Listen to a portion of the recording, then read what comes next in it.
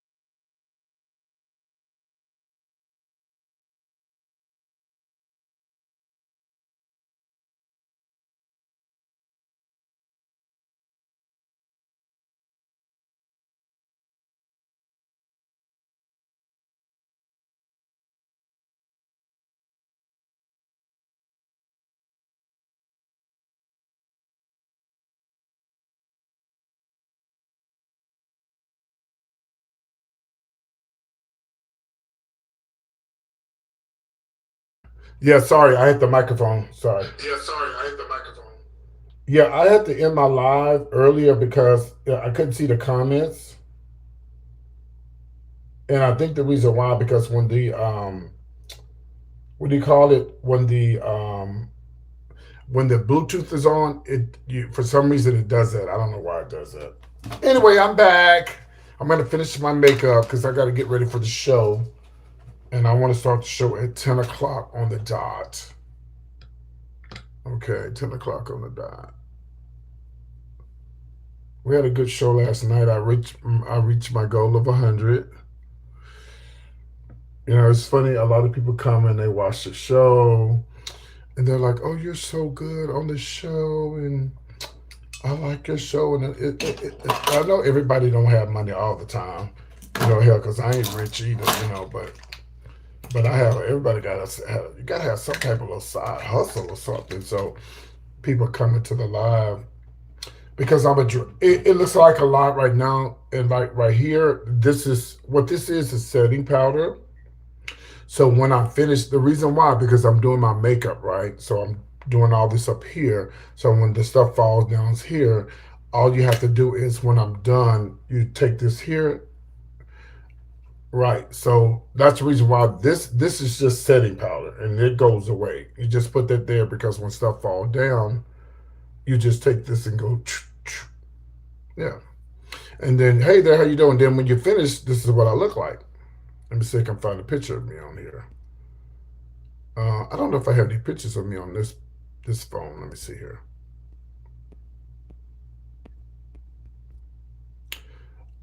Actually, I don't. I don't have any good pictures on this phone. Oh, you know what? I can show you. Actually, you know what? I do. Hold on one second.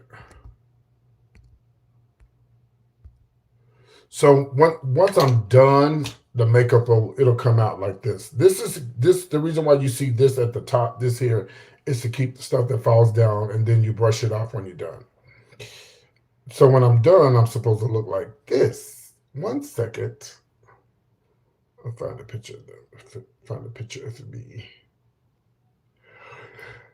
And and it's drag. It's drag. It's drag makeup. It's drag queens. Drag queens are over the top, and it is what it is. It's been like that for years.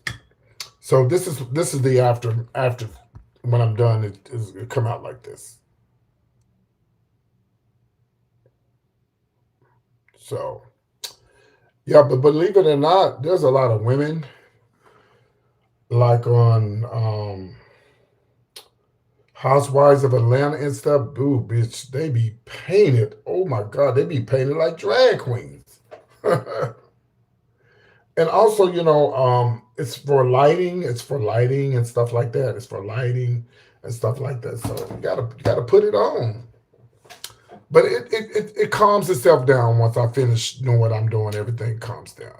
So did I explain myself to you? Did you understand what I told you? Yeah, there's a lot of women who paint like this. There's a lot of women who paint like this. Yeah.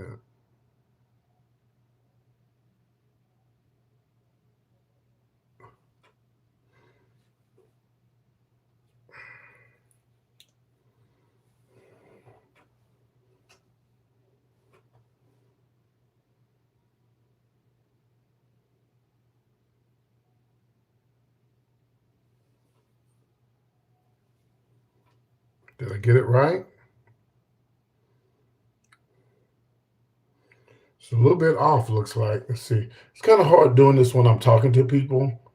No, if I was by myself, oh, it came out pretty good. It came out pretty good. Looks pretty even, right? Yeah. Like when I'm talking to y'all, it's kind of hard for me to do it. Yeah. I've been doing this for 40 years, baby. So I got it pretty much down packed. Yeah. I've been doing it a long time. I don't consider myself a makeup artist, though. I got some friends that can really do makeup, like it really good. Yeah. Professional makeup artists. I mean, when I say professional, they are professional makeup artists.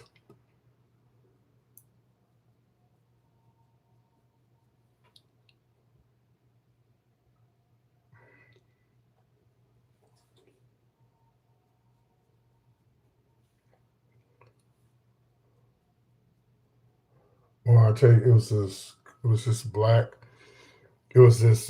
Thank you. It was this white drag queen. She was really coming up. Like she was coming up in the world. Like she was really, really coming up in the circuit. She was really good. She was a good entertainer.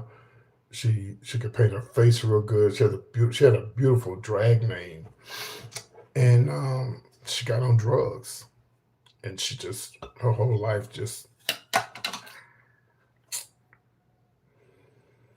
I tell you, man, I talk about it all the time.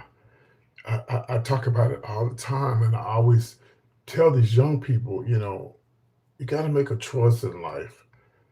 You know, um,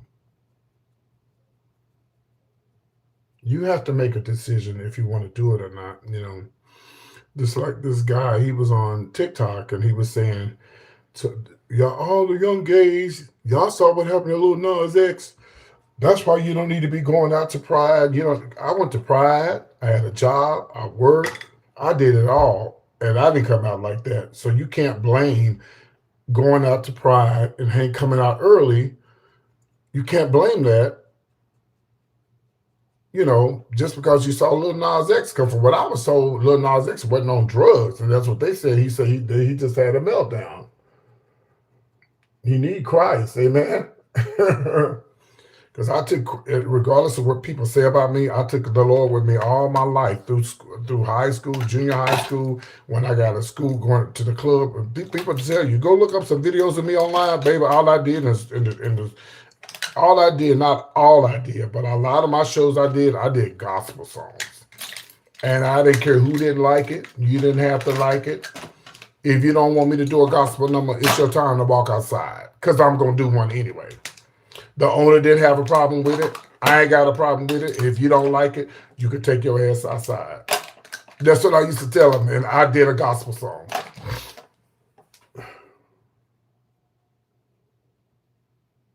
I don't know if y'all saw the video of me crying. Did y'all see the video of me crying earlier?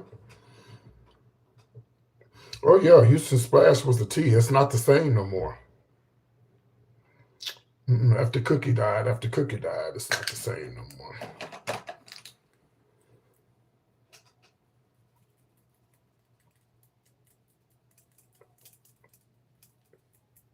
Where's the person that asked me earlier? Let me see. Where's the person that asked me earlier? Let me see. Flo Lowry, are you still on here? Did I answer your question? Were you trolling me, or you really wanted to know? Were you trying to be funny when you asked me that question?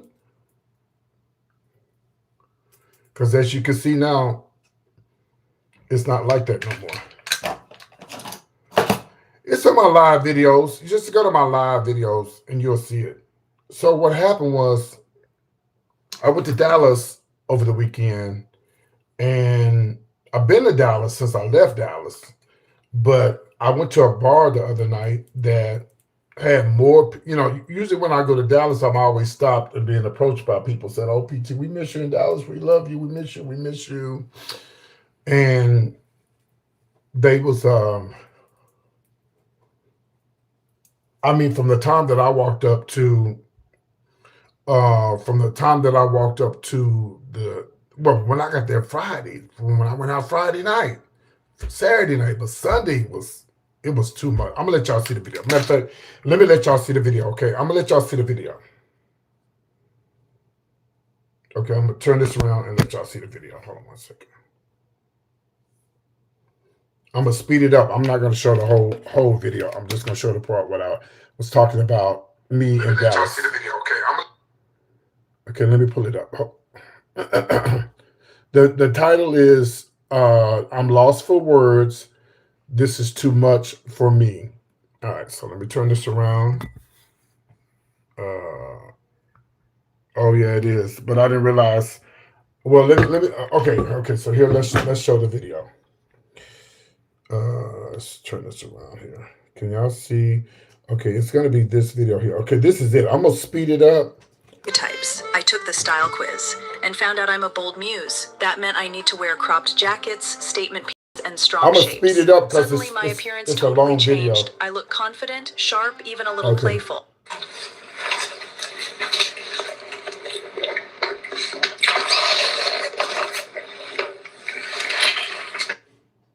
You're hungry, but that's not what I'm doing. I'm not doing a mukbang.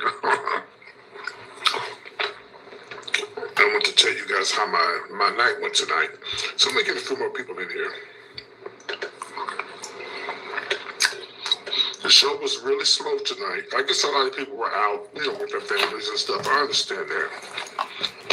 But that's the first time I didn't make no money on my YouTube doing my shows. I mean, it made some, but wasn't a lot. Oh, wow. Thank you, Latoya. Let me speed it up a little bit. Well, just crazy stuff, basically Bad Girls Club. At the club, every Sunday and Thursday night that I started. And so, in 2017, I left. And I never looked back. I never looked back.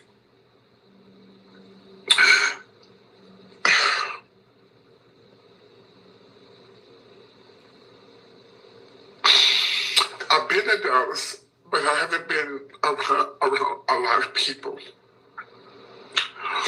And tonight I went to a bar. I'm going to show y'all the pictures. Hold on one second. Hold on, see if I can pull up the pictures. Okay, so I went to this bar. This is the first bar that I went to. I'm going to show y'all the pictures. And move back so y'all can see that crowd. Y'all see that crowd? Y'all see all those people? Hold on one second. Oops, hold on. See that crowd? Y'all see all those people? Okay, let me show you. It was like packed, like super packed. Oh, they might have had 2,000 people in there, or maybe more. Okay. So I want y'all to listen to what I'm about to tell y'all. I'm trying my best not to cry. Because I want to tell y'all what happened today. I'm really trying not to cry, but I'm trying to listen to me, okay? I walked away from Dallas, from what I built in the Black gay community. I helped a lot of people. I opened up a lot of doors for a lot of people. I gave people opportunities to be on my shows and stuff like that. And I walked away in 2017. I've been back and forth to Dallas, but I haven't been around this many people. They had over 2,000 people in that bar, the first bar I went to. So I walk in the club. Before I even get in the club, hey, PT.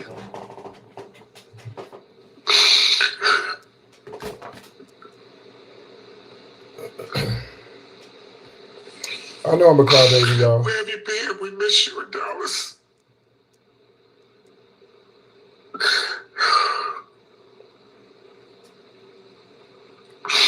Oh, I moved away, take care of my mom, but I moved away and moved to Houston in 2017. Like I said, I've been back and forth to Dallas, but I hadn't seen this many people in one place. And everything that people were telling me is what everybody told me every time I go to Dallas. But tonight was too much.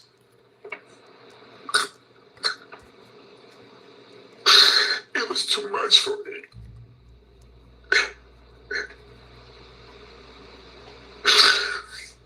Okay, it started in the parking lot.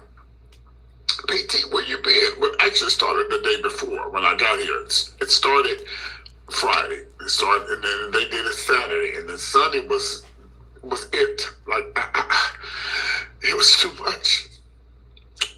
We miss you. You're an icon. You're legendary. You paved the way for so many people, and we miss you in Dallas. So tonight, I get in the bar. People coming up to me, PT. They hugging me. It was too much. They tell me how much they miss me. It was too much. Buying me drinks, and just telling me stories. Telling me stories.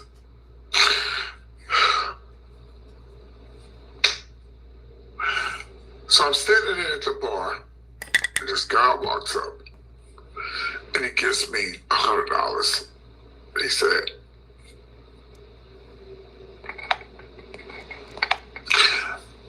I haven't seen you do a show in so long. Here's $100. I know it won't catch up from the years that you've been gone, but I hope this helps.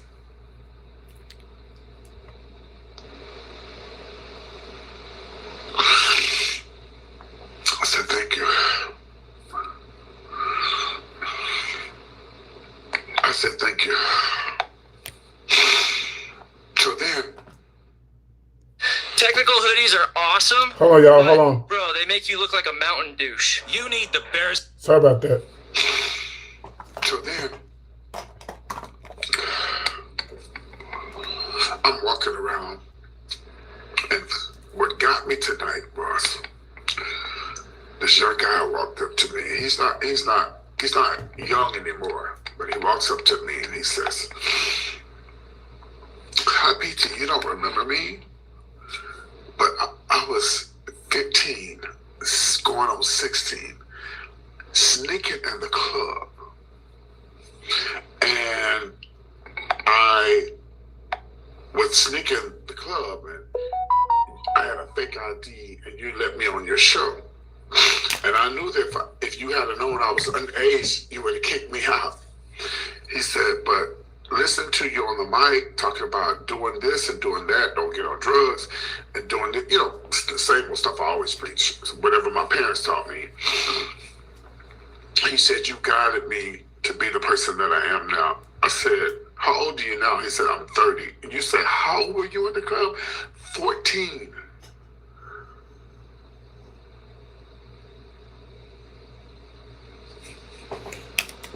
Just a lost child, baby.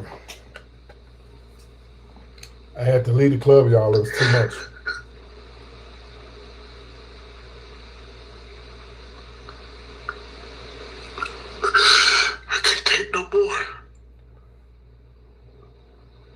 I couldn't take it anymore, y'all. I had to leave the bar. I go to the bathroom to use the restroom. PT, where you been? I miss you. I mean, it went on. It's like I had died and came back to life.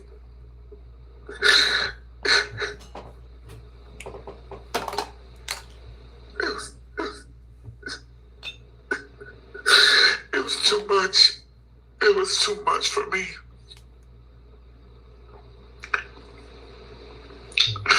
Then I laid my foundation here in the city with so many people that were young, and I touched so many lives. I didn't realize.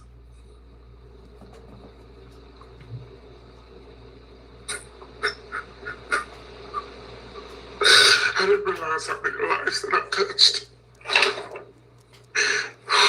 I told my friend, I gotta go. I have to go. I gotta get out of this bar. Because I couldn't really enjoy myself.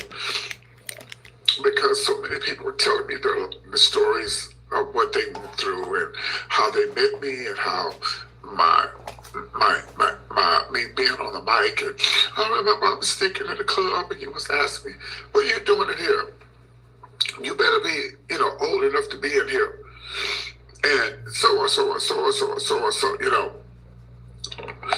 And so there was so many people walking up to me. I couldn't take it anymore. I had to leave. I went to the car crying. I just couldn't believe it. And I did speak with one guy. I said, a lot of people don't know that I was the reason why we have Black Gay Pride in Dallas. I came up with the idea for Black Gay Pride in Dallas. And so the guy told me, he actually works with the city council. He was like, PT, your name came up that they should be honoring you because you're a legend in the city. I said, hey, do what y'all need to do. It's not that I'm not getting younger. So y'all need to do what you need to do. I would appreciate it if you did it, but PT's not getting younger. All right, y'all. That just threw me away too. So yeah, so for those who just tuned in, I was talking about me. I went to Dallas over the weekend, and I had to leave because I was overwhelmed with all the I miss you, where you been, you made me who I am. I mean, it was too much. I had to leave. Bitch, I was crying. Oh, then I went to another club. I said, well, let me go to this other club. I'll go here. And I said, so we went to this other club, and I went to this other club, and soon I walked in the door, this guy said, hey, PT, I was just thinking about you. I was listening to Tina Turner. And I remember when you used to do Came Up, I do Tina Turner like you. I said, shut up. Don't say nothing to me. He said, what's wrong with you? I said, baby, I just left the club downtown. And he said, you been crying? I said, yes, honey. I said, people have been telling me all these. It's like you go to how you go to a funeral and people get up and talk about you? That's how it felt. I'm like, bitch, am I dead? I started feeling myself. Yeah. I was like, bitch, am I dead? Am I, and I'm like, no, bitch, I'm not dead. I'm alive. So, yeah, that was my weekend. That's how my weekend was. But they were doing it Friday night. Every time I go to Dallas, they do it. But this club had it had to been 1,500 people or maybe 2,000 people in that club. And so it was all at one time, So it was too much, y'all. It was a lot going on. So, but see, I told them,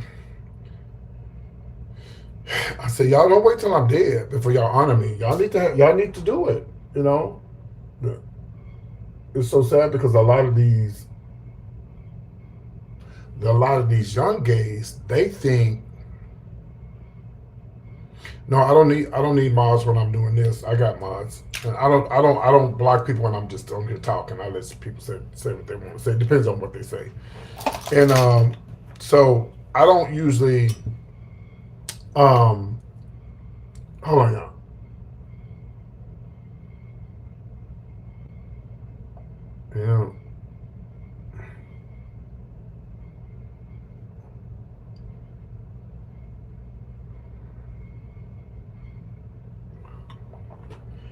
But yeah, it was overwhelming. It was. And my friend like, come on, bitch, let's go. Yeah. So I did reach out to the people that's over Pride and told them my story and told them that listen, I mean, it's y'all don't have to. I said, but I sent them the video about what happened, and I said because one of the guys told me that one of the ladies said that she was gonna honor me. And I said, well, do what y'all need to do. I'm available. It would be nice, because believe it or not, y'all, I was the first MC for black clubs. I was the first MC in Dallas. Yeah, I was the first MC in Dallas. Hello, Philippines. How you doing? So yeah, so that was my story, child. So I guess next time I go back, I won't do that. Well, I don't know. It depends. If they honor me, bitch, they're gonna have to put me in a stretcher. Well, y'all, I gotta get ready because I gotta do the show. For those who never see me perform, I do drag shows. So make sure you guys. Yeah, I was the first. Well, see, we had Dallas didn't have a black gay bar. They had my boss was the first black owner and the first black gay club in Dallas. And they had other black clubs, but they were not black owned. That doesn't count. Black owned means a black man is in his liquor license. It may not have been his building, but the liquor license was in his name. And in the black gay community, he opened up the bar because he wanted a different. He wanted all. Usually, when you hear about gays, blacks and gays, it's all about drag and the feminine side and the girls thing, But and so he was like, well, I want to open up a gay bar, but I want to cater to guys, like men, all gay. Look, that was the guy on YouTube today, on TikTok, whatever he said. He did this video because there's so many gay guys in his live, and he did this little thing. He said he got mad because he said, let me tell y'all something.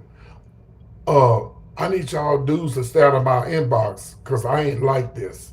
Homeboy, all gays ain't like this, homeboy. You got a lot of gay dudes that are not feminine at all. There's some gay dudes I would never think that was gay. It don't have nothing to do with being feminine. So he opened up the bar because he wanted black gay men in Dallas to not think that that's the only thing that we were about. This is a very successful bar. And a lot of those people who say they don't want to see drag shows and stuff, and they didn't have drag shows in the beginning. They didn't hire me as a drag queen. They hired me as a guy. Yes, they hired me as PT, and I hosted as a male. I did male shows. At first, I wasn't going to do it, but I said, how much y'all going to pay? $200 a week? Okay, I got you. Because I'm versatile. I do male shows. I do female shows. I do both. So I was with it. I was ready. I was ready to go. And hold on, y'all. Let me finish. And so I was like, bitch, I'm down with it. I'm ready. Yeah, I did male shows. I danced. I did it all. But, later in life when PT became more famous in drag, I stopped dancing. But and so how we end up doing drag at the club was all of the people that say they don't like drag queens, they don't like being around a bunch of underage kids. When I say underage, I'm like 18 and up. So they didn't want 18 and up, they want 21 and up. So our club was 21 and up, not 18 and up, and no drag shows, none of that. They even didn't let drag queens in the bar. And he was wrong for that, and he regret that he did that. But he was going on what the people were saying, what they wanted. So here we go. So it was right downtown Dallas at Elm and Pearl, right downtown. So the bar opens, and all of a sudden, I don't know how, it was a year later, 2 years later, another bar opens. Everybody who said they don't want to see drag queens, they don't want to be around. And it's sad. I mean, we have that in our own community that we discriminate against our own selves. Um, they don't want to be around drag queens. They don't want to see feminine guys. They want to. We want to see male dancers. We want to see, and that's great. That's great because all gay guys are not feminine and they don't dress up in drag. So, um, and so, um, so a club opened, and when the club opened, where did everybody go, y'all? Tell me where y'all think everybody went. They went to the club where they say they was the people who say they don't want to see drag queens and all that. Yeah, they went to that club. And so my boss was like, well, he knew the club wasn't gonna last long because they wasn't right. You know, they was all about making a quick dollar. So we was already planning to what we was gonna do once they closed. We were gonna start having drag shows. Uh, we had a big event. We booked Tony Terry. We booked Tony Terry. Tony Terry. We booked Jennifer Holiday. We had Kevin Alliance. We had Black Box. And then after then, we started having drag shows. Mm-hmm. But see, what a lot of black gay men don't understand is, baby, it's the black drag queens that was there for the people dying from AIDS in the 80s. It wasn't. It wasn't. Yeah, Kevin Andreas. We had booked him. It wasn't. It wasn't, baby. It wasn't the male dancers that was raising money for HIV and AIDS. It was the goddamn drag queens. It was the drag queens that started the Pride movement. Hello, somebody. So when people try to say, I hate drag queens, well, baby, don't hate them too much. Don't hate them too much because they're a big part of the community, honey. A big part of the community. I remember when I came out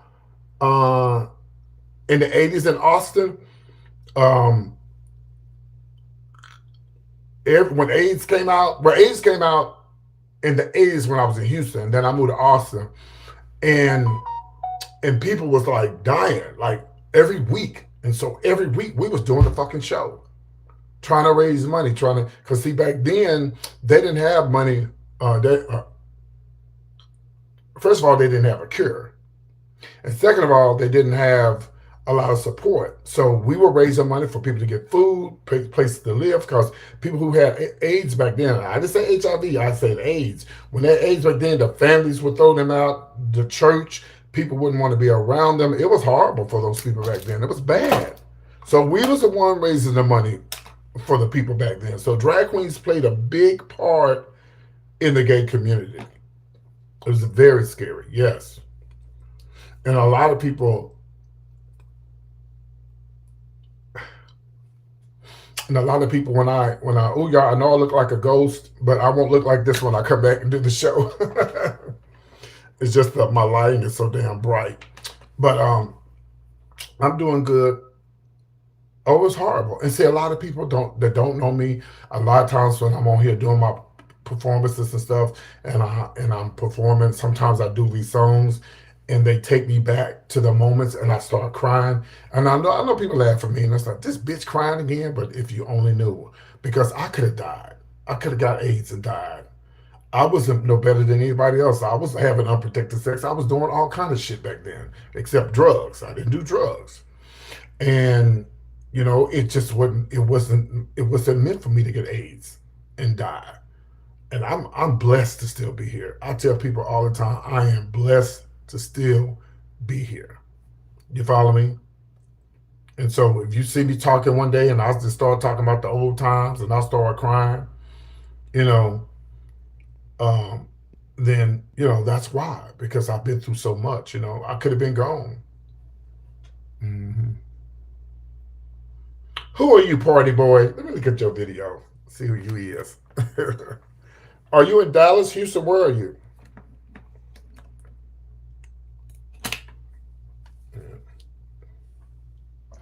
I'm 64, and so when I came out, like you're in Jersey, okay, New York. So when I came out, like in the 80s, and when I was in Houston, when I was like 21, 22, there was people dying from AIDS. They were younger than me.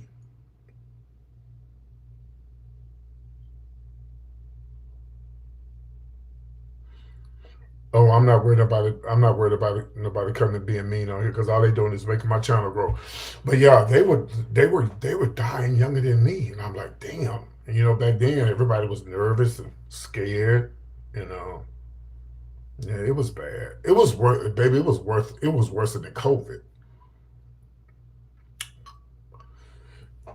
Yeah, it was real bad. Yeah. And I got out of Houston. I was so scared, and I moved back home.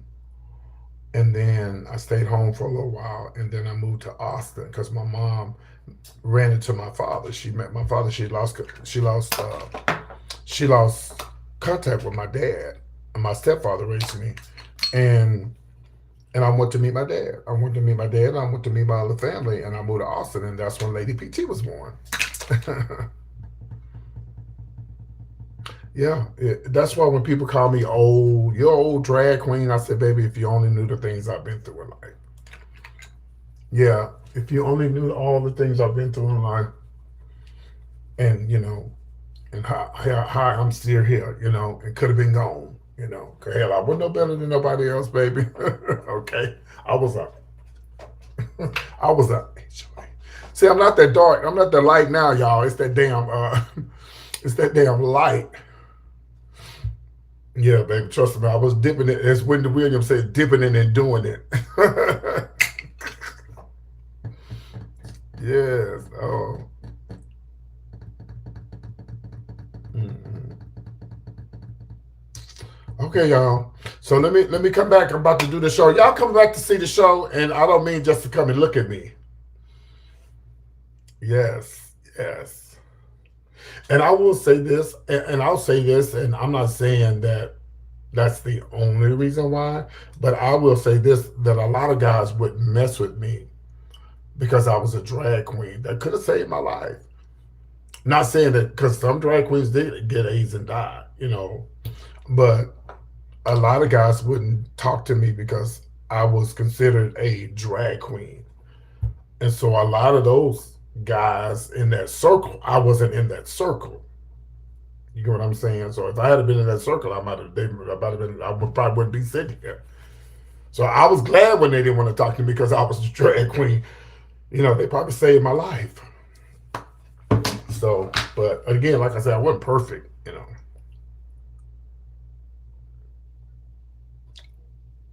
That's not me, that's my twin. All right, y'all, let me come back. Y'all come back for the show, okay? Come back for the show in about 10 minutes or less, or maybe 20 minutes, but I'll be back. Thank y'all for listening. Bye.